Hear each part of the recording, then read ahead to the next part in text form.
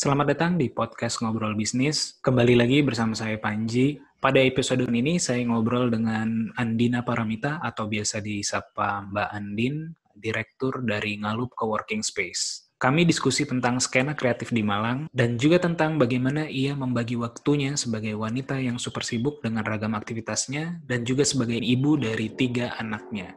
Selamat mendengarkan. Dan mensayangkan saham masyarakat. Jadi kita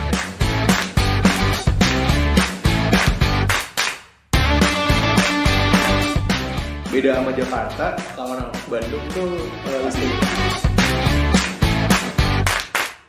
Investasiin buat sekolah anak. golf itu something new gitu. Maksudnya kupu-kupu mungkin Ayahku tuh satpam gitu kan.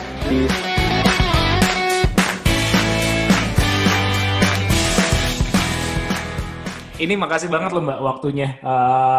Aku juga mendadak kan nggak terlalu lagi di sela-sela kesibukannya ya. Santuy mas, pas bisa, oke. Iya. Iya, nah ini sebenarnya mungkin di awal gini dulu Mbak. Apa ya? Kan aku lihat ya Ngalup tuh termasuk coworking yang apa ya produktif banget ya kalau bikin event ya. Itu boleh diceritain nggak sih asal muasalnya atau awal mulanya Ngalup tuh gimana sih startingnya? Terus ya itu dulu deh ya mungkin buat awal. Oke. Oke mas. Jadi memang dulu sebenarnya kita awal banget 3 tahun yang lalu sih Ngalup itu di bulan April. Inisiasinya tuh dari gerakan 1000 startup. Waktu itu awal-awal kan ada banyak kompetisi-kompetisi startup gitu ya, terus ada backup kayak gitu-gitu. Terus waktu itu di Malang masih belum banyak co-working space kayak sekarang gitu loh. Jadi kalau misalnya inkubasi mau ditaruh mana? Malang tuh kan kota kecil ya sebenarnya. Meskipun kita ini hampir-hampir sama kayak Yogyakarta, kota pendidikan, banyak banget mahasiswa gitu. Jadi sebenarnya kalau bisa dibilang banyak anak muda yang di usia produktif gitu. Range usia 18 sampai 25 tuh banyak banget gitu Mas. Nah, dari situ ada banyak kegiatan-kegiatan, akhirnya kita bikinlah Ngalup Coworking Space, di mana untuk rangkaian-rangkaian kegiatan yang harus ada inkubasi, harus ada workshop, seminar, mentoring. Nah, itu bisa di Ngalup Coworking Space. Sesimpel itu dulu awalnya. Nah, cuman kita punya kendala nih, setiap mau bikin kegiatan tidak sesimpel kita sounding terus banyak orang datang. Sounding terus mau ke coworking tuh apa? Orang masih belum benar-benar paham. Coworking tuh apa? Sampai ada yang nanya, itu jenis makanan kah? Itu jenis apa sih? Hotel bukan? Kafe juga sering nyasar ke sini ya. Ya kayak gitu-gitu. Jadi kami waktu itu benar-benar masih mengedukasi masyarakat Malang tentang apa itu coworking space. Bisa ngapain aja. Sampai kita tuh harus bisa ngejawab pertanyaan demi apa sih kita tuh harus ke Ngalup, harus ke coworking. Dapat apa sih kira-kira di sana? Yang kayak gitu awalnya. Terus jadilah kita bikin event-event Mas, kayak kita bikin KPI tahunan pada akhirnya waktu itu. Masih belum bikin KPI yang rapat banget gitu belum, tapi cukup jadi apa ya? Cukup jadi satu program yang mungkin teman-teman coworking lain belum lakukan. Kita bikin hashtag Ngalup Everyday. Jadi setiap hari tuh nggak boleh putus bikin event selama 1 tahun. Jadi gitu. Jadi tiap hari tuh kita bring crowd dulu gitu loh, Mas Panji. Jadi kayak ya udah datang dulu aja gitu berkegiatan. Kita nge-breakdown kegiatan activity itu dari 16 subsektor kreatif gitu kan. Jadi ada kriya, ada lukis, ada fotografi, sinematografi. Pokoknya orang datang dulu aja. Kita bikin orang-orang yang datang ke sini tuh selalu produktif dan mereka bisa menghasilkan suatu karya gitu. Atau belajar sesimpel hal-hal apa yang mereka nggak pelajarin di kampus, teman-teman atau di sekolah formalnya, mereka bisa dapetin di Ngalup. Awalnya gitu, Mas. Nah, iya, aku sempat dapat hype-nya ya ketika Ngalup Everyday itu ya. Jadi yang aku kan juga ada di Bandung sama ada coworking di Jogja gitu kan. Itu juga kayaknya 2 atau 3 tahun lalu tuh sempat dapat hype-nya. Ini coworking baru tapi keren banget gitu. Dan ternyata mulainya itu dari ini ya, efek dari 1000 startup itu ya. Kominfo ya itu ya. Iya, dari Kominfo. Oh, waktu itu kalau nggak salah memang kerjasama sama Coworking Indonesia ya, yang waktu tahun itu ya? Waktu itu masih belum sih Mas. Belum. Belum, masih di batch pertama ya. Ah. Di batch pertamanya 1000 startup Oh, Mas. startup batch pertama. Iya. Oh, iya. Terus ini Ngalup kan kalau Malang kan bahasa apa? Kilat-kilat gitu Balikan. ya. Balikan ya. Berarti Ngalup ini pulang sebenarnya. Pulang, betul. Kenapa Ngalup tuh itu pulang.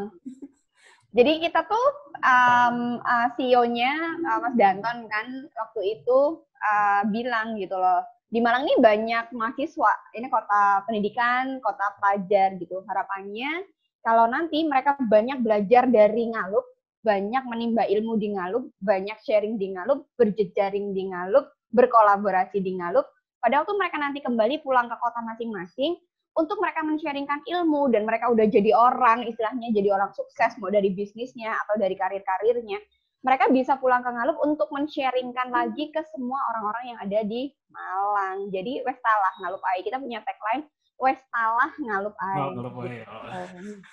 Menarik.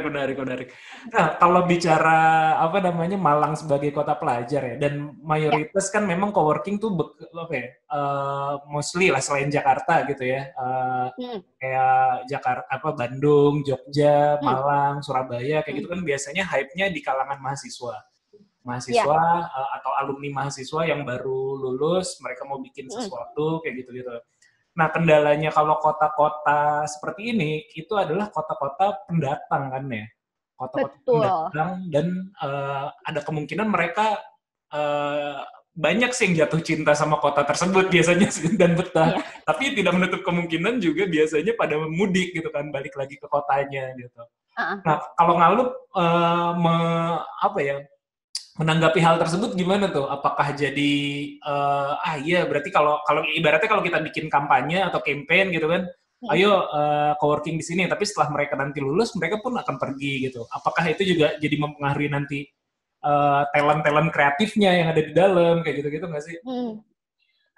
Kalau kita sih nggak sampai yang berpikir bahwa ini nanti akan berpengaruh pada waktu ini benar-benar udah nggak banyak mahasiswa atau di usia-usia mereka udah pada pulang gitu, enggak sih. Karena kita tuh kan geraknya masif ya Mas ya. Jadi apa yang menjadi potensi di kota itu kita kerjain semua sebenarnya. Kayak gitu, termasuk masyarakatnya juga gitu. Karena kalau Ngalup sendiri kan kita kerjasama, kita memanfaatkan 5 pilar utama nih. Kita kerjasama sama media, kita kerjasama sama government, kita kerjasama sama industri kreatif, kita sama komunitas-komunitas gitu kan. Jadi sama satu lagi sama akademisi, universitas-universitas kayak gitu-gitu. Kita kerjasama sama semua gitu. Jadi main komunitas pun nggak harus komunitas yang mahasiswa. Ini bisa komunitas pembisnis gitu kan. Bisa komunitas kreatif yang orang-orang Malang sendiri. Bisa dengan komunitas-komunitas misalnya kayak saya kerjasama sama Parimaya. Itu salah satu komunitas hotel gitu Mas, yang isinya anak-anak muda, marketing hotel. Kita bisa kolaborasi sama mereka. Terus kalau kita mau bikin kegiatan pun Ngalup itu di tahun kedua kita ada hashtag Ngalup Everywhere Mas. Jadi kita bikin event tuh nggak di Ngalup, karena Ngalup ini this is not about the building gitu, this is about the brand gitu. Jadi mau bikin kegiatan tuh kadang kita di onsen, kalau di sini ada satu hotel yang Jepang banget gitu ya mengadopsi, ya kita bisa bikin event di sana. Terus kita bisa bikin di Jatimpa Group, kita bisa pindah-pindah gitu. Jadi bikin activity bisa di mana aja. Jadi nggak melulu pada akhirnya kita berpikir hanya untuk ke anak muda di usia muda yang pada waktu mahasiswa nggak ada, terus kita nggak ngapa-ngapain, nggak gitu juga sih. Boleh dong Mbak diceritain kalau scene kreatifnya atau skena kreatifnya di Malang itu mayoritas digerakkan oleh siapa aja sih pemainnya gitu ya kalau di Malang? Kalau di Malang karena memang kita ada komunitas-komunitas kreatif gitu ya. Sebenarnya di Malang itu juga ada bentukan dari pemerintah juga sih komunitasnya. Karena ada event apa yang dibuat dari pemerintah kotanya, terus dijadikan komunitas yang kayak gitu juga ada Mas gitu. Tapi memang lebih gerak itu mostly kalau yang di kalangan mahasiswa ya dari komunitas yang mereka bentuk, karena komunitas sendiri kan banyak banget gitu. Tapi tergantung juga di sini tuh hampir beda, aku nggak tahu ya sama atau beda ya.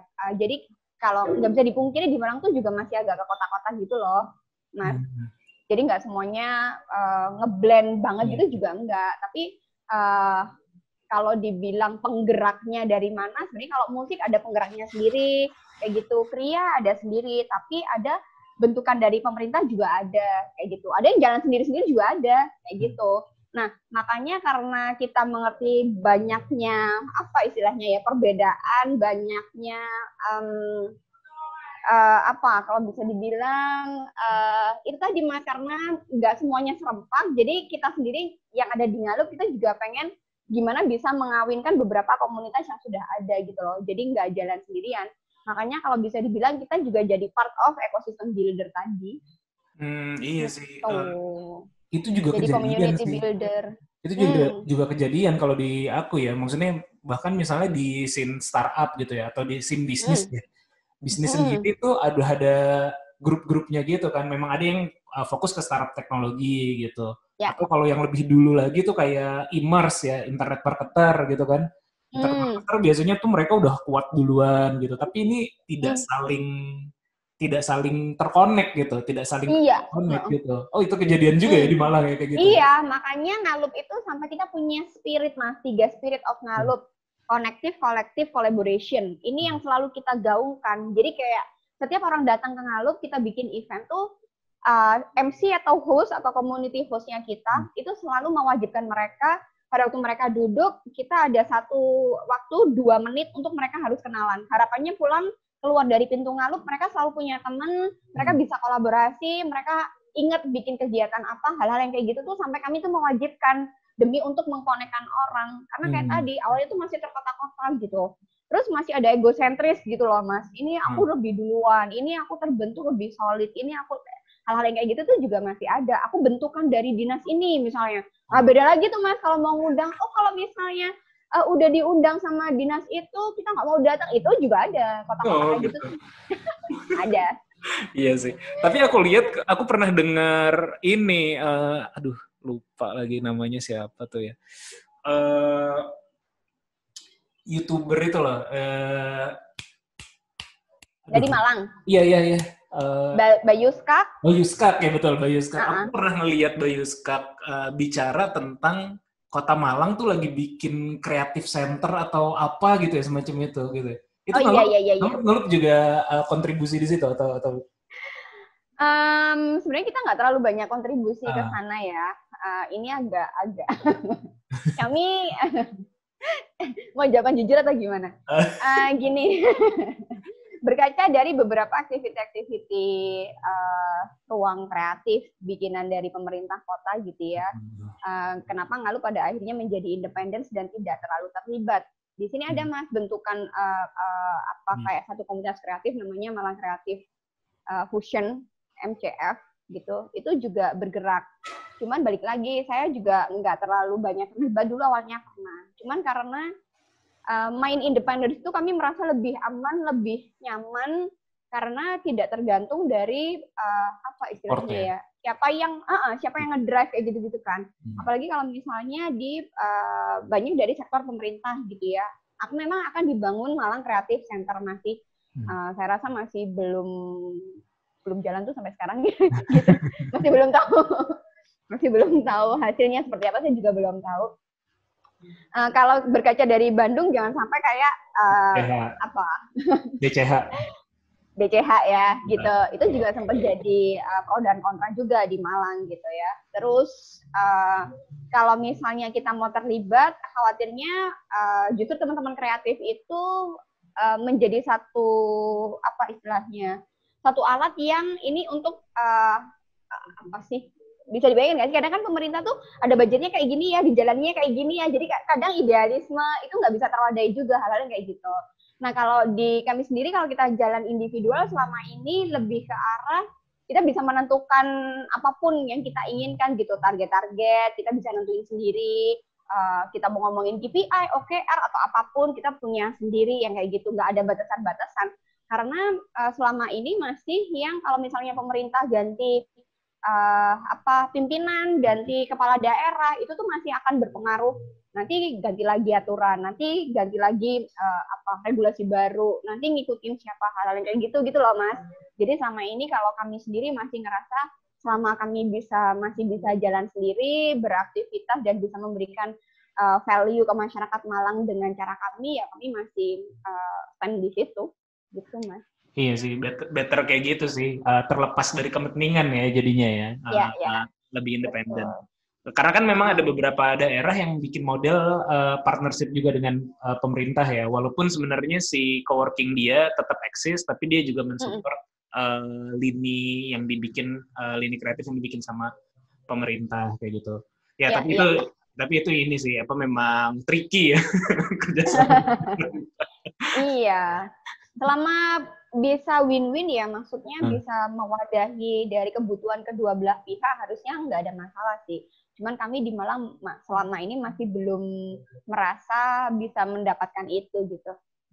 Tapi di beberapa kegiatan-kegiatan pemerintah kota, kadang kita juga kerjasama yang kayak sekali project misalnya mensupport ulang tahun Kota Malang. Kita andil untuk misalnya ngebikin lomba foto atau apa.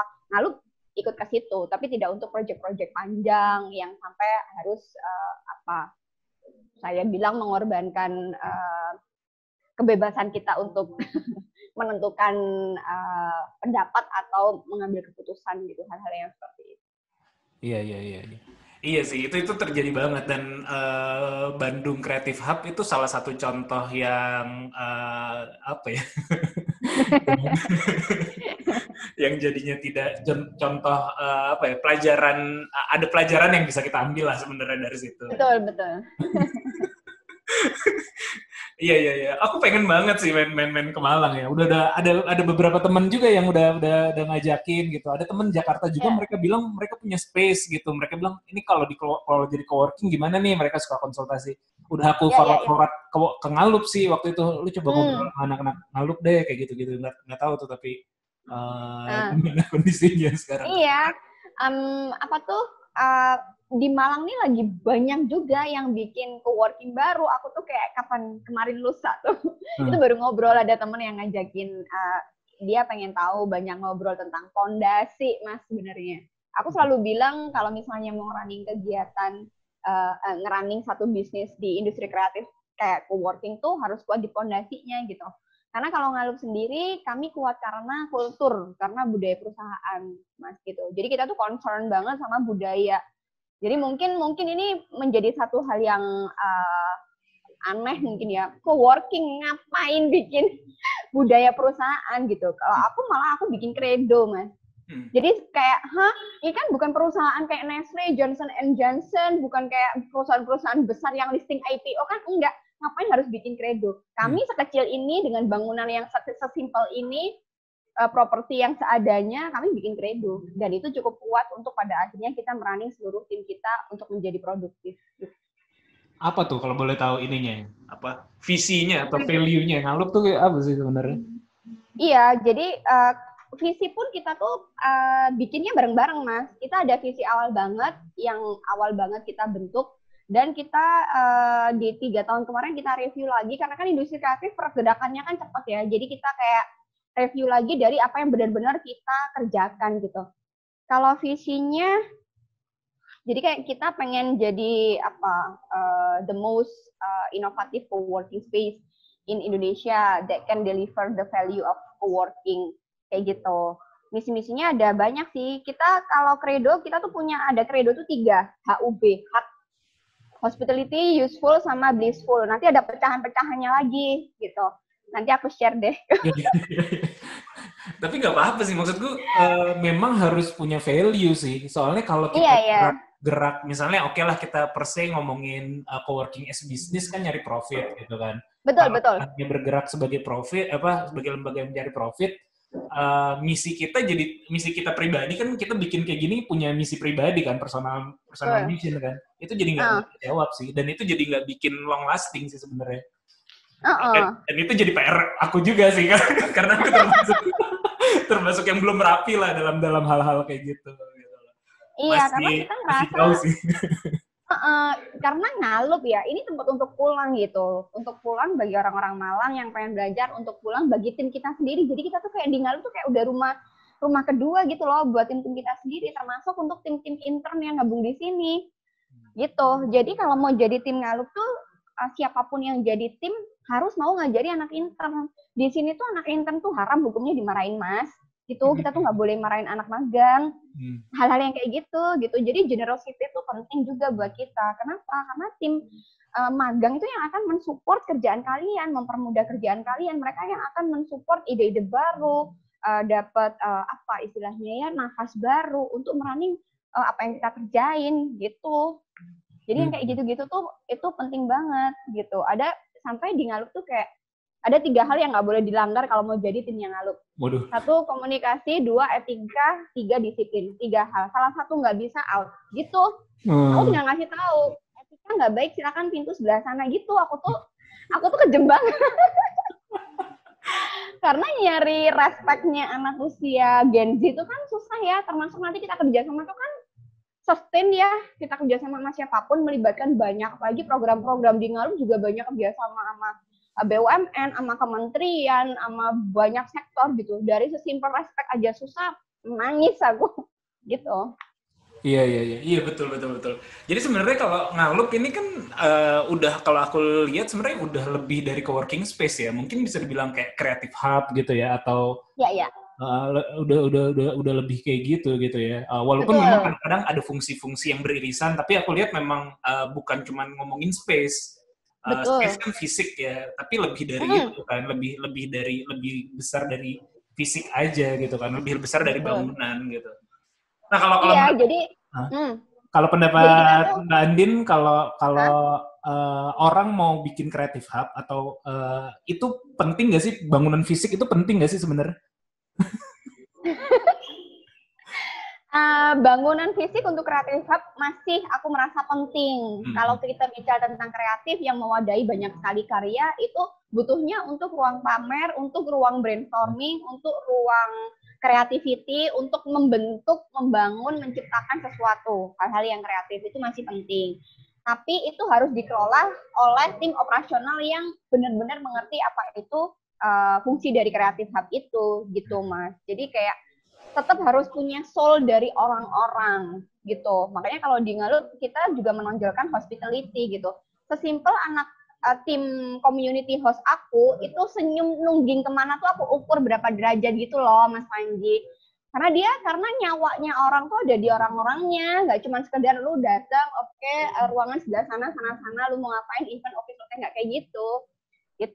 Terus gimana mereka harus bisa mingle, mereka harus menata diksinya, terus mereka harus ngerti ngomong tuh dengan usia orang di usia berapa, apakah dia akan ngobrol dengan baby boomer kah, dengan orang di bawahnya kah, dengan mentor kah, dengan siapa, kayak gitu-gitu.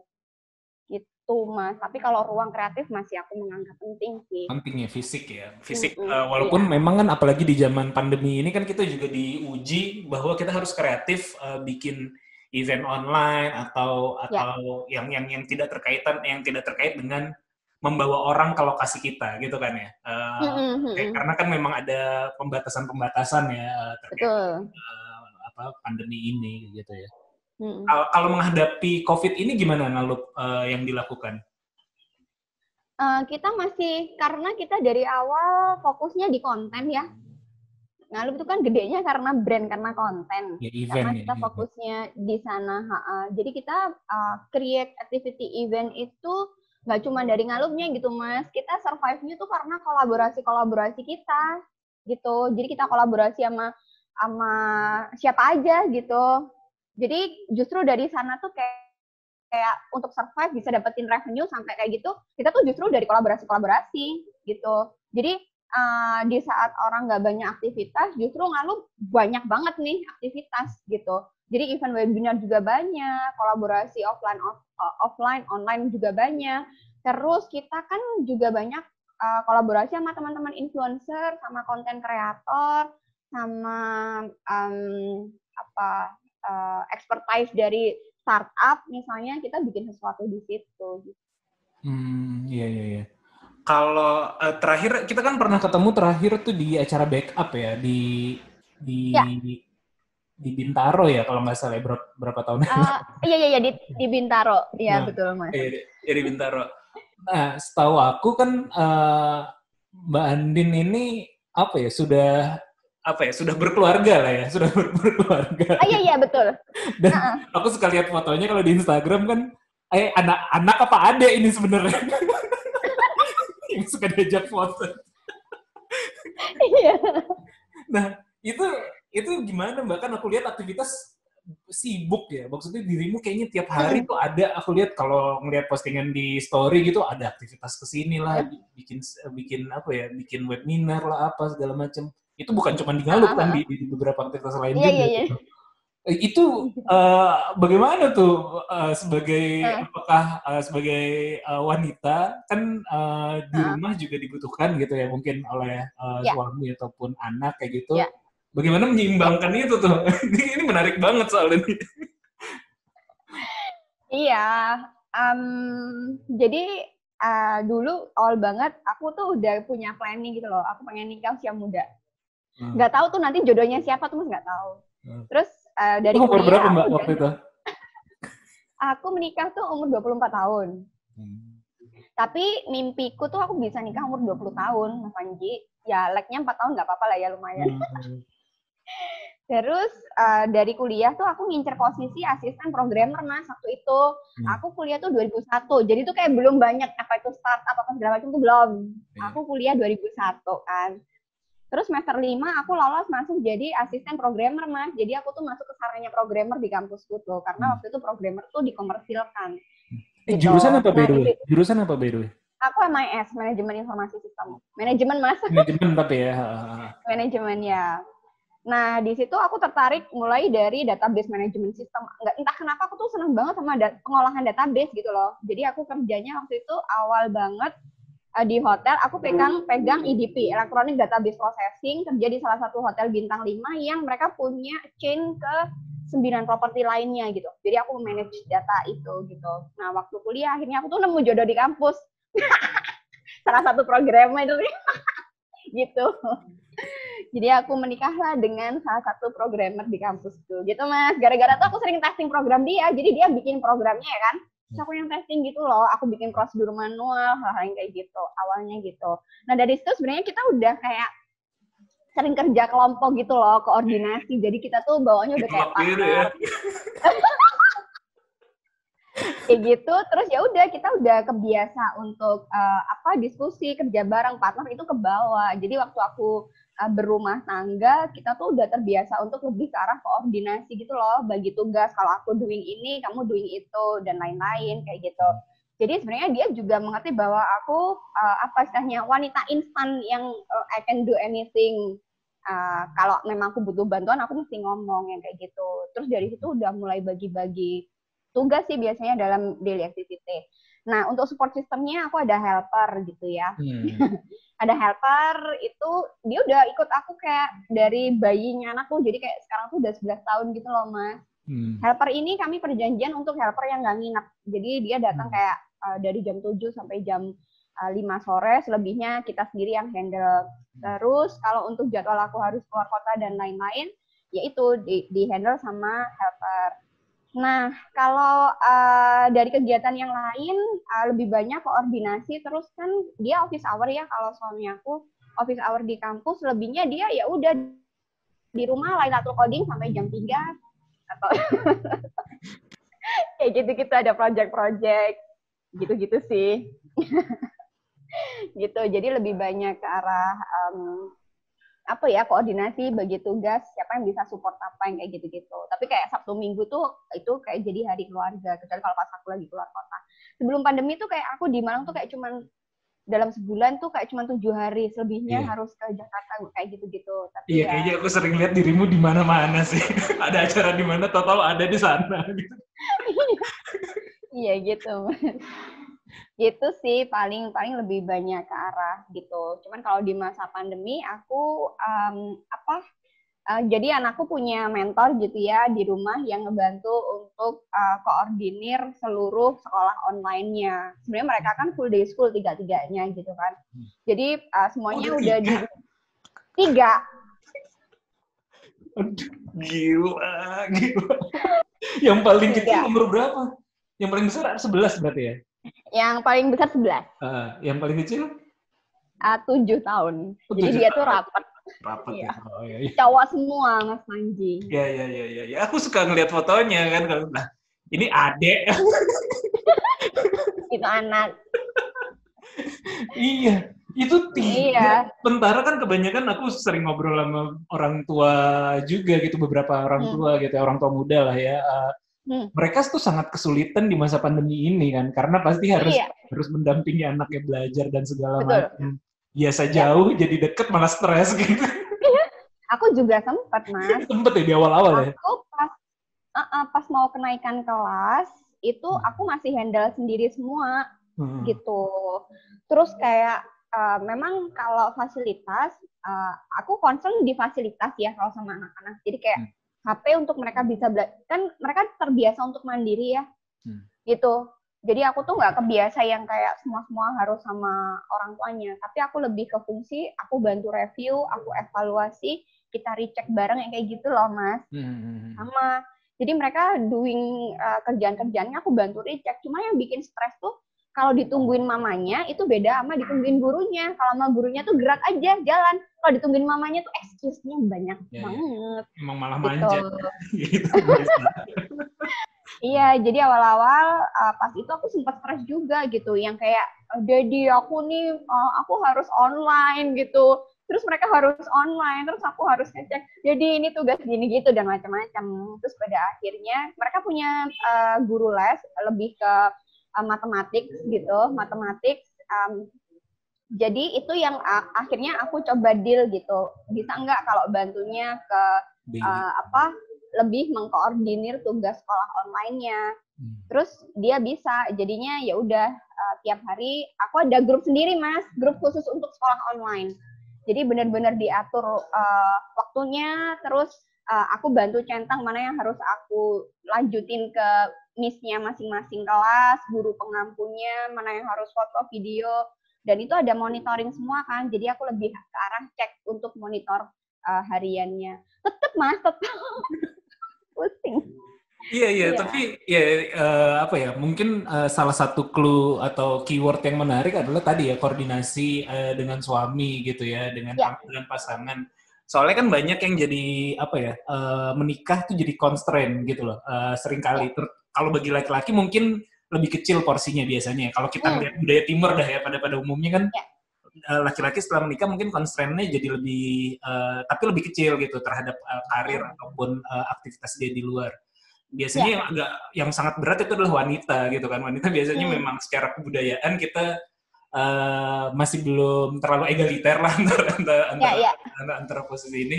Tapi itu mungkin bisa jadi contoh yang menarik banget bagaimana bisa komunikasi dengan pasangan, bagaimana biasa koordinasi itu rapi pun tidak melepas tanggung jawab kan. Artinya gue di luar tapi urusan rumah bodo amat deh, tapi enggak gitu juga kan ya. Menarik banget bisa jadi contoh banget. Jadi kayak misal grup kelas biasanya di paguyuban sekolah tuh, Mas, itu kan mesti ada wakil, entah mamanya atau papanya.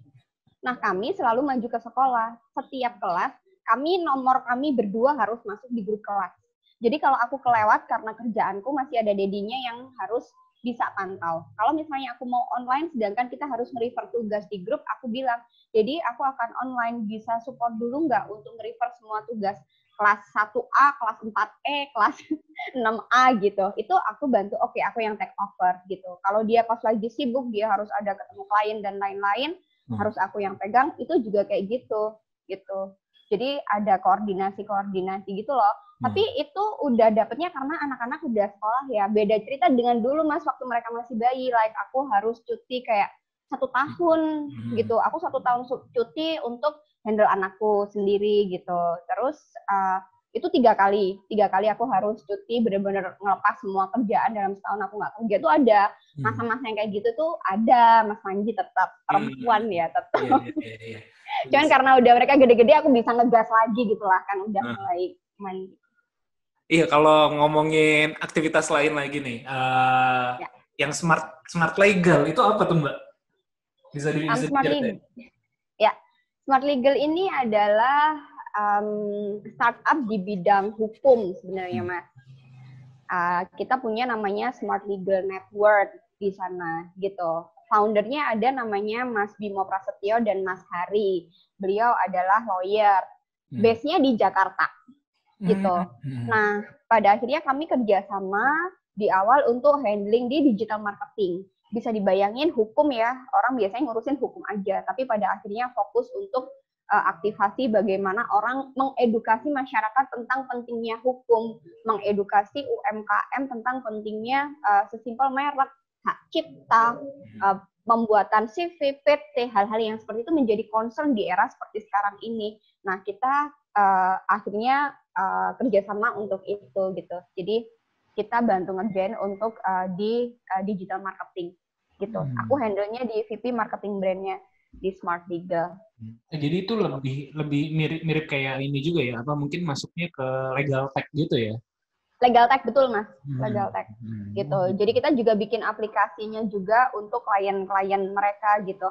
Jadi aplikasi ini bisa untuk memantau semua mereka jasanya apa dulu misalnya kayak gitu ya, mulai dari berkas masuk sampai mana, terus intinya apa yang perlu mereka pantau dari setiap progres pengerjaan itu sampai mana itu bisa. Terus pun sampai kita membuatkan aplikasi untuk HR-nya kayak gitu sampai ke finansial nanti kayak gitu. Jadi mereka bisa pantau, termasuk sampai invoicing mereka udah nggak ribet, mereka udah bisa pantau. Begitu mereka mau butuh jasa apa itu bisa. Tapi kita juga concern dengan isu-isu hukum yang terjadi, maka kita juga ada medianya kan Mas. Smart Legal ID itu kita media hukumnya juga kuat, jadi kita masif geraknya. Ya, itu menarik sih. Dan memang kan kalau kita ngomongin di Indonesia apa ya UMKM gitu, itu mesti datanya kan dari pemerintah seringkali bilang 50 juta atau berapa. Cuman kan kita nggak bisa benar-benar ukur karena nggak ada data legalnya sebenarnya kan. Yang paling gampang untuk ngukur kan. Iya. Ketika mereka udah terregister kan, nah itu juga PR sih, dan itu memang kayaknya industri yang akan terus maju sih. Berarti core segmen marketnya itu memang ke UMKM gitu ya, bukan ke kayak personal legal atau apa gitu ya? Sebenarnya kami ini kan Smart Legal Network itu ada afiliasinya banyak ya Mas. Ada yang khusus ngurus KPKO itu kantor pengacara.co itu ngurusnya perceraian, gono gini, waris yang kayak gitu-gitu ada sendiri keluarga. Terus kita ada Elsen itu terkait usaha PMA ya, usaha orang luar negeri kayak gitu-gitu. Terus ada lagi yang khusus ke BP Lawyer, urusannya ke lawyer, pengacara, kasus-kasus apa segala macam, korporat kayak gitu. Terus ada si Smart Legal ID yang kita handle di Malang ini lebih ke retail. Jadi kita ngebantu UMKM, usaha-usaha ya, macam-macam lah sampai ke F&B kita juga ada jalurnya khusus gitu ya, ngebantu untuk resto-resto ini terkait mereknya, terkait jenis usaha apa segala macamnya kayak gitu-gitu ada. Jadi sebenarnya banyak pecahannya, maka namanya sebenarnya Smart Legal Network itu. Nah, dari artikel yang kita create di Smart Legal itu nanti akan ngebantu sub-subnya jadi funnel untuk masuk-masuknya kemana. Ya. Dan itu sebenarnya kalau yang dilakukan saat ini ya, bikin konten, itu pun masih sejalan dengan apa yang dilakukan di Ngalup ya sebenarnya ya. Iya, betul. Dan bisa inline ya, bisa inline di situ. Iya, tapi secara tim sebenarnya kita ada tim Ngalup sendiri yang khusus untuk handle Ngalup, ada tim Smart Legal, tapi ada yang kita ngebantu untuk support ke Smart Legal-nya kayak gitu. Iya. Soalnya biar fokus juga. Iya. Kalau aku lihat ya cara dirimu untuk kalau dari obrolan kita ya, cara dirimu untuk menghandle apa ya ibaratnya ya, menghandle task gitu ya, tugas ataupun apa itu sangat detail ya. Jadi bahkan serinci tugas sekolah anak pun dibikin checklistnya kayak gitu kan, dibikin polanya. Kalau manajemen harian bagaimana sih? Apakah harus ada misalnya schedule, terus ada contreng checklist ininya kayak gitu? Iya. Ada. Boleh di-share rahasia nggak? Aku ada asisten sini. Oh, gila. Coba jadwalku. Aku ada penjadwalan khusus. Jadi ada checklist gini juga Mas, kira nggak sih? Iya. Jadi ada checklist, Terus checklist ini yang daily dilempar sama dia sudah bikin invitation di Google Calendar aku. Gitu. Jadi aku juga ada asisten. Pantes sih. Soalnya iya, sebenarnya lebih ke penjadwalan sih Mas. Kalau nggak ke-handle semua kan. Kadang aku nggak bener-bener notice gitu loh. Kadang kelewat-kelewat. Kalau aku nggak, makanya sekarang aku juga nggak berani kayak misalnya mau janjian sama siapa, aku mesti refer ke dia dulu. Saya ada kosong kapan, jam berapa, tolong dong atur berapa jam butuh ini, itu, dan lain kayak gitu-gitu. Gitu. Ini bakat jadi artis nih kayaknya.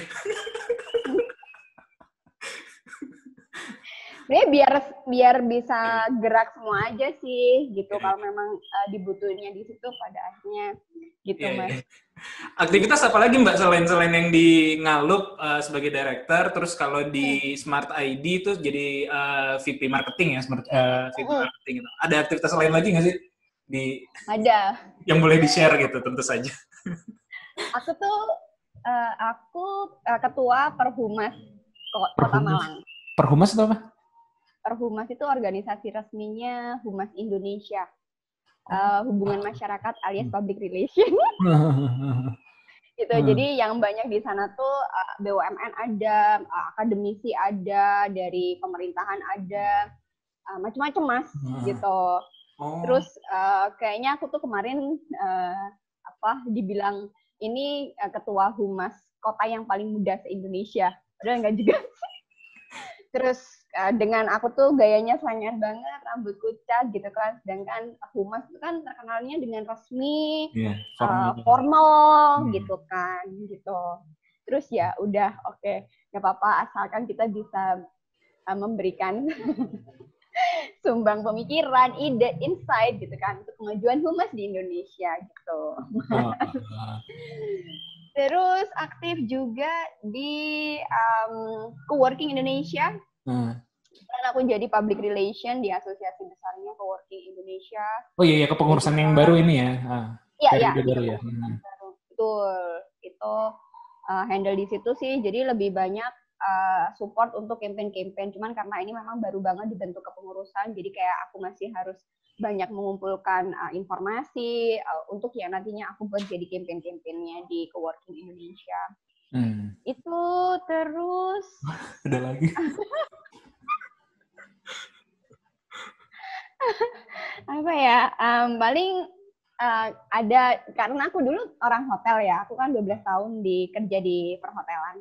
Jadi aku punya asosiasi di Humas, namanya Parimaya. Paling lebih ke situ sih, kerja barengnya sama teman-teman PR, marketing hotel Malang Raya. Itu paling aktifnya ke situ. Ya udah, selebihnya buat anak paling. Aku ngajar sih, Mas. Aku dosen. Dosen juga? Dosen tetap atau dosen tamu atau? Dosen tamu ada pasti. Itu di Universitas Brawijaya, itu dosen PR. Terus dosen, aku nggak dosen tetap karena nggak mampu kalau misalnya aku harus keluar kota. Jadi dosen luar biasa ada di salah satu kampus sini, sama dosen perhotelan. 3 kampus berarti. Ya pantes sih. Ini maksudnya yang ngajar aja ada 3 gitu kan. Terus aktivitas bisnis 2 lah gitu ya. Terus yang mungkin yang asosiasi 2 juga. Ya pantas aja butuh asisten sih. Iya. Kalau enggak akan ke-handle. Nggak mampu, iya nggak ke-handle gitu. Belum juga kan janjian-janjian pertemanan kayak kita gini, tiba-tiba aku ngajak janjian. Iya. Pasti ada aktivitas. Tapi aku berusaha. Iya, aku berusaha imbangin semuanya gitu loh untuk menjaga kesehatan mentalku. Itu gila sih. Pasti kalau dosen sekarang juga ngajarnya online kan? Iya, ngajarnya online gitu. Kalau dulu aku sehari ada yang ngajar tuh 3 kali gitu ya. Sekarang aku kurangin. Aku nggak mampu gitu untuk menjaga kesehatan mental. Jadi kayak misalnya aku ambil yang satu kampus tuh misal satu kelas aja, misal kayak gitu. Kalau misalnya kayak dosen tamu aku masih oke. Maksudnya masih bisa diaturin gitu. Terus talk deck aku tuh banyak banget. Jadi ya udah gitu.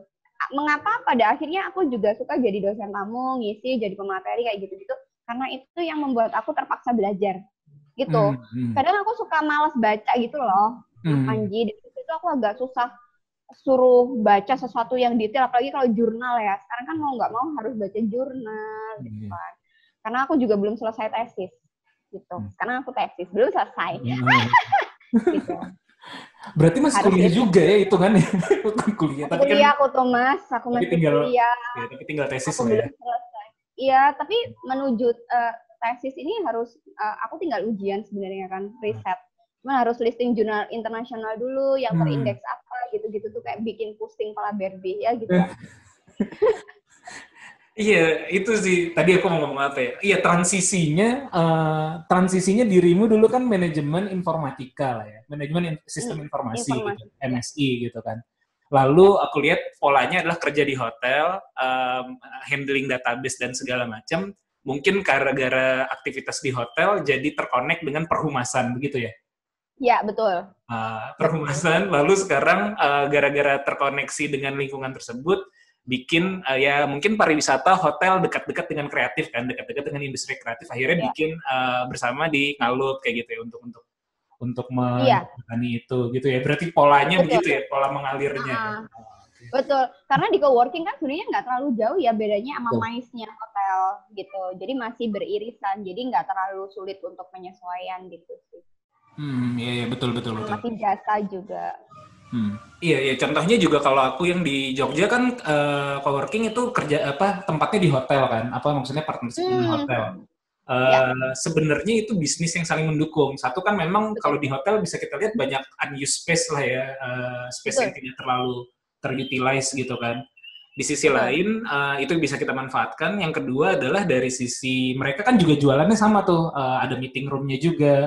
Beberapa kita bisa permak jadi event room, event space, ataupun bahkan ada beberapa kita konsep jadi private room juga kayak gitu. Itu kan bisa beririsan. Bahkan konsep coworking ada tambahannya plus co-living kan bisa kita integrate juga di situ gitu kan sebenarnya. Iya. Yes. Kalau nanya personal dulu deh. Kalau ini kan aktivitas dirimu banyak banget nih. Sebenarnya aim-nya apa sih? Objektifnya apa sih? Yang dikejar apa sih mimpinya gitu? Kalau boleh di-share. Kalau almarhum bapakku bilang itu setidak berdayanya perempuan, artinya kamu harus berdaya untuk keluargamu dan orang-orang yang ada di sekitarmu. Menjadi berdaya itu pada akhirnya jadi value buat aku, gitu.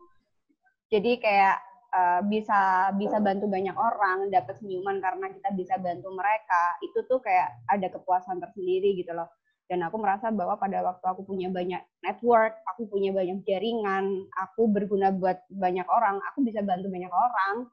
Sesimpel itu sih, aku pengen deliver value aja gitu. Karena kalau dulu papaku bilang kita tuh meninggal nggak bawa apa-apa gitu.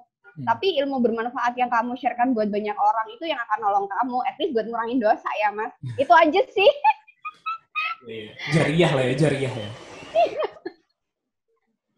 Gitu sih. Iya jadi sih. Lebih ke situ, bukan harus karir yang gimana tuh enggak. Kan aku lebih banyak concernnya pada akhirnya ke istilahnya banyak ngajar, banyak ngasih materi, dan itu kan random banget nggak sih kalau Mas Panji lihat, aku tuh ngisi materi mulai leadership iya, public relation iya, startup oke, bisnis ayo gitu, karena based on pengalaman aku gitu, dan itu hal-hal detail kecil yang kadang banyak orang nggak concern untuk ngasih itu daripada cuma sekedar teori, tapi praktek itu lebih langsung bisa dipraktekkan orang lain gitu loh Mas. Jadi aku bekalnya dari situ gitu, hal-hal yang sesimpel itu. Terus lebih ke kalau sama tim aku pengen mereka juga tahu pengalaman kehidupan itu kan nggak cuma dari apa yang mereka pelajari tiap hari gitu ya, dari banyak kasus yang mereka dapetin itu bisa bikin mereka survive untuk di kehidupan mereka, hal-hal yang kayak gitu aja gitu. Gitu. Ya menarik banget sih. Jadi apa tadi pesannya wanita tuh paling enggak bisa berkontribusi berdaya buat dirinya sendiri, keluarga terdekat kayak gitu ya. Dan yang dilakukan Mbak Andin adalah memperbesar keluarganya ini ya, jadinya berdayanya jadi lebih luas lagi. Itu keren banget sih. Ini mungkin harus ada ini sih, kan banyak banget ya sekarang ya kayak woman gerakan-gerakan kayak gitu ya. Si love tech lah atau apa, mungkin harus ngomong-ngomong di situ ya Mbak Andin ya. Udah sering juga ya? Aku tuh jadi salah satu fasilitator Women Will di Google. Oh. Jadi kayak sekarang lumayan sering live mentoring di Google Women Will gitu sih di YouTube channelnya mereka gitu. Iya. Gitu Mas. Jadi dari gerakan-gerakan kecil tuh at least aku bisa bantu. Sekarang kan lumayan seneng ya kayak misalnya aku bisa jadi salah satu fasilitator di Women Will, membantu pergerakan wanita untuk mereka bisa, wanita tuh cukup berdaya gitu loh sebenarnya, pengen founding gitu. Apalagi perempuan yang paling susah tuh kalau di usia muda tuh insecurity tuh susah banget nembusnya gitu. Berbekal karena aku dulu sempat mengalami psikosomatis ya.